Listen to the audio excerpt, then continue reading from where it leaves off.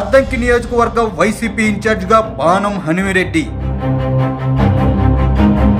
రాజకీయంగా హనుమిరెడ్డికి వైవి సుబ్బారెడ్డి అండదండలు. ప్రకాశం జిల్లా అద్దంకిలో సిట్టింగ్ టీడీపీ ఎమ్మెల్యే గొట్టిపాటి రవికుమార్కు చెక్కు పెట్టడానికి వైసీపీ అధినేత సాహసోపేతమైన నిర్ణయం తీసుకున్నారు. కమ్మ సామాజిక వర్గం ఓట్లు కీలకంగా ఉన్న నియోజకవర్గంలో ప్రత్యక్ష రాజకీయాలకు కొత్త అయిన పానం హనుమిరెడ్డిని ఇన్ఛార్జిగా ప్రకటించారు.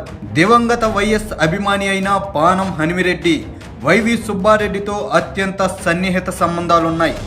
రాజకీయంగా హనుమిరెడ్డికి వైవి సుబ్బారెడ్డి అండదండలు పుష్కలంగా ఉంటాయంటున్నారు. కాంగ్రెస్ నుంచి హనుమిరెడ్డికి రాజకీయాలతో సంబంధం ఉన్నా ఎన్నడూ ప్రత్యక్ష రాజకీయాల్లోకి రాలేదు. అయితే ఆయనకు గతంలో గుంటూరు జిల్లా పెదకూరపాడు నియోజకవర్గ ఇన్ఛార్జిగా పనిచేసిన అనుభవం ఉంది. ఆ క్రమంలో ఈసారి అద్దంకిలో ఈక్వేషన్లు మార్చడానికి వైసీపీ అధినేత ఏరి కోరి హనుమిరెడ్డికి ఇన్ఛార్జిగా బాధ్యతలు కట్టబెట్టారు. అద్దంకిలో గొట్టిపాటి రవికుమార్ గత 4 సార్లుగా వరుసగా విజయాలు సాధిస్తూ వస్తున్నారు. అంతకుముందు 2 సార్లు టీడీపీ నుంచి పోటీ చేసి గెలిచిన ఆయన 2014 ఎన్నికల్లో వైసీపీ నుంచి విజయం సాధించి టీడీపీ బాట పట్టారు. తిరిగి 2019లోనూ టీడీపీ టికెట్తో అద్దంకి ఎమ్మెల్యేగా 4వ గెలుపొందారు.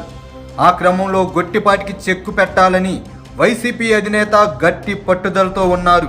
ఈ క్రమంలో రెడ్డి వర్గానికి చెందిన హనుమిరెడ్డిని బరిలోకి దించడానికి ఫిక్స్ అయినట్టు కనిపిస్తున్నారు. ఇప్పటి వరకు అద్దంకి వైసీపీ ఇన్ఛార్జిగా ఉన్న బాచిన గరటయ్య కుమారుడు కృష్ణ చైతన్య నియోజకవర్గ వ్యాప్తంగా వర్గ పోరుకు తెరలేపి తీవ్ర వ్యతిరేకత మూటగట్టుకున్నారు. ఈసారి కృష్ణ చైతన్యనే బరిలోకి దించితే ఓడిస్తామని చెప్పకనే చెప్పారు. అద్దంకి వైసీపీ పరిరక్షణ సమితి పేరుతో సెగ్మెంట్లో కృష్ణ చైతన్యను వ్యతిరేకిస్తూ వస్తున్నారు.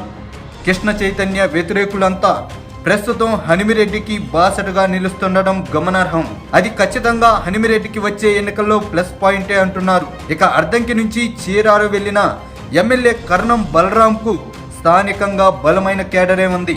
ఇన్ఛార్జిగా ప్రకటించాక హనుమిరెడ్డి స్వయంగా వెళ్లి మోకాల్ చికిత్సతో విశ్రాంతి తీసుకుంటున్న చీరాల వైసీపీ ఇన్ఛార్జ్ కరణం వెంకటేష్ని కలిసి వచ్చారు. ఆ క్రమంలో కరణం బలరాం కూడా మద్దతిస్తే అద్దంకిలో హనుమిరెడ్డి గెలుపు నల్లేరు మీద నడకే అన్న అభిప్రాయం వ్యక్తమవుతుంది.